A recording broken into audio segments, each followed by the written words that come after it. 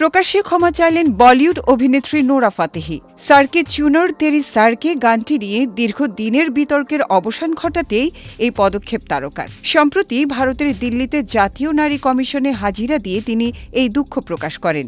একই সঙ্গে সামাজিক দায়বদ্ধতা থেকে অনাথ শিশুদের পড়াশোনার দায়িত্ব নেওয়ার ঘোষণাও দিয়েছেন এই অভিনেত্রী। ভারতীয় গণমাধ্যমের তথ্য মতে, বিতর্কিত এই গানের কথা ও দৃশ্যায়ন নিয়ে বিভিন্ন মহলে তীব্র আপত্তি ওঠার পর বিষয়টি আদালত ও কমিশন পর্যন্ত গড়ায়। হাজিরা শেষে নোরা ফাতেহি সংবাদ মাধ্যমকে বলেন, কাউকে আঘাত করা আমার উদ্দেশ্য ছিল না, তবে একজন শিল্পী হিসেবে আমি এই ঘটনার দায় নিচ্ছি এবং সবার কাছে ক্ষমা চাচ্ছি। পরিস্থিতি আমাকে এমন এক অবস্থানে দাঁড় করিয়েছে যে আমি সত্যিই লজ্জিত।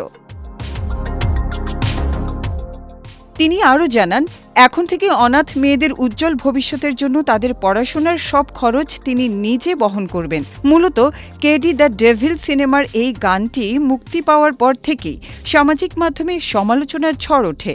গানের কথা ও নোরার নাচের ভঙ্গি অশালীন ও কুরুচিকর বলে দাবি করেন অনেকে। ব্যাপক বিতর্কের মুখে গানটি নিষিদ্ধও করা হয়েছিল।